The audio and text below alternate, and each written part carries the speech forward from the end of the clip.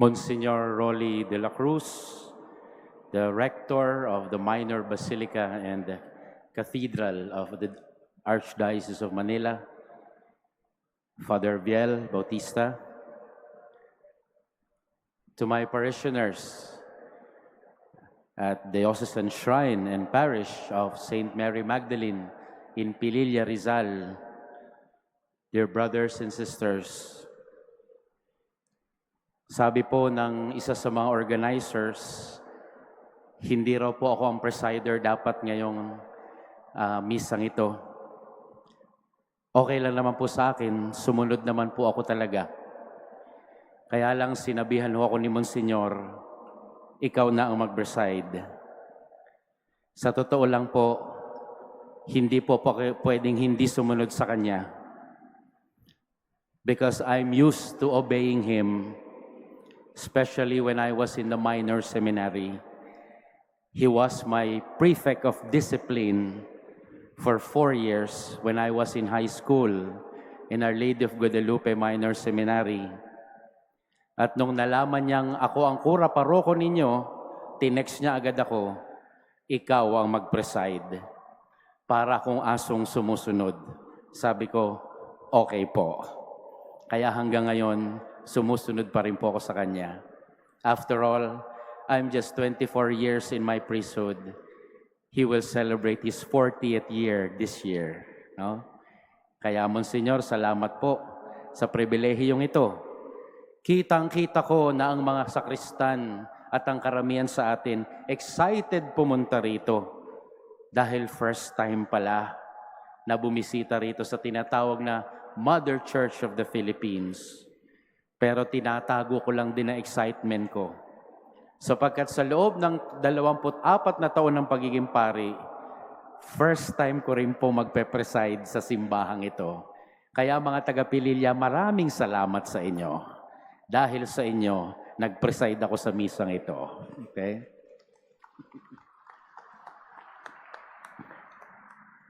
Birthday po ng nanay ko ngayong araw na ito. Dapat nasa sementeryo ako para dumalaw sa kanya. Pero sabi ko, dito ko na lang siya ipagdarasal sa harap ni Santa Maria Magdalena. Last year, nung ako'y dumalaw sa puntod ng aking ina, sa ganito ring araw, July 11, sabi ko sa kanya, dinadalaw kita ngayon, birthday mo. Pero bukas, birthday ko, huwag mo akong dadalawin. No? Sapagkat bukas naman po ang aking kaarawan. Ako po'y 30 years old bukas. Malaking kasinungalingan po iyon. Okay? Baka ako mabatukan ng aking dating prefect of discipline.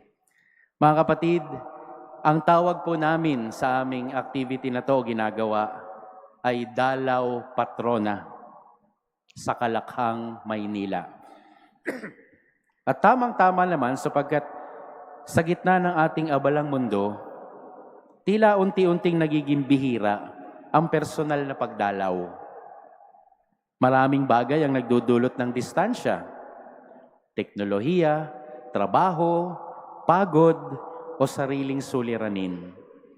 Mahirap dumalaw na sa isang tao. Ngunit bilang sambayanan ng Diyos, tayo ay tinatawag hindi upang ihiwalay ang ating sarili, kundi upang lumapit, makidamay, makipag-ugnay, at magmahal sa pamamagitan ng pagdalaw. At tulad ng ginawa ng ating mahal na ina, Maria, at si Maria Magdalena, matuto tayo sa kanilang mga pagdalaw. Pagdalaw bilang pakikiramay. Palagi ko yan ang unang katangian kung bakit dumadalaw ang tao. Unang dahilan din. Balikan natin ang pagdalaw ni Maria kay Elizabeth. Bagamat siya'y bagong buntis noon, hindi inisip ni Maria ang sarili. Sa halip nagtungo siya sa kabundukan upang dalawin ang pinsang si Elizabeth na nasa ika-6 na buwan ng pagbubuntis. Hindi siya pumunta upang ipagmalaki ang kanyang pagiging ina ng Diyos, Pumunta siya upang makiramay, tumulong at makibahagi sa pinagdadaanan ni Elizabeth. Kaya mga kapatid, napakahalaga ng pakay na dadalaw dahil sa pakikiramay. Ang pagdalaw ni Maria ay isang tanda ng tunay na pakikiramay. Hindi pakikialam, kundi pakikialam sa puso. To know the heart, to know what's going deep inside. At sa parehong diwa, tayo rin ay tinatawag na dalawin ang mga may karamdaman, ang mga nagdadalamhati, ang mga nakakalimutan. Ang ating presensya mismo ay pagpapahayag ng awa ng Diyos. Yan ang isang maganda sa pagdalaw, di po ba? Sapagkat ako'y makikiramay. Yun nga lang, nakakalungkot sa Pilipinas. Di ba? Nagkikita-kita lang, dumadalaw na lang kapag merong yumayao. May reunion kasi may namatay. Di ba magandang dumalaw pa rin sa mahal sa buhay hanggat buhay pa ang lahat? Pangalawa, pagdalaw bilang pakikipag-ugnayan. Isipin naman natin si Maria Magdalena, ang ating patrona. Isang babaeng pinagaling ni Jesus at naging tapat na alagad. Siya ang unang dumalaw sa libingan ni Jesus noong linggo ng umaga. At sa gitna ng takot, lungkot at kawalan ng pag-asa, hindi siya nagdalawang isip na puntahan ng Panginoon. At dahil sa kanyang tapang na makipag-ugnayan, siya ang unang nakasaksi sa muling pagkabuhay ni Kristo. Ang pagdalaw ay isang paraan ng pagpapanumbalik ng ugnayan. Reignite our connection. Renew our ties. Ito ay pamanumbalik na ugnayan sa Diyos at sa kapwa. Hindi ito isang simpleng courtesy visit lang, kundi pagbubuo muli ng sirang relasyon, pagdikit sa pusong nanlalamig, at pagbuhay sa diwa ng komunidad.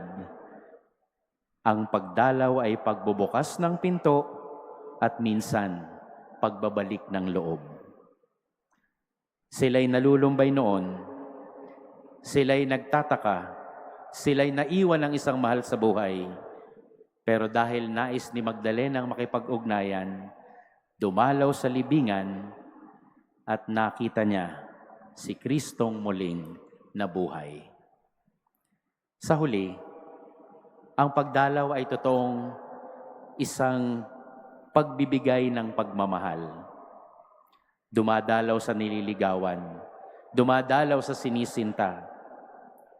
Mga kapatid, sa krus ng Kalbaryo, naroon si Maria na ina ni Jesus at naroon din si Maria Magdalena.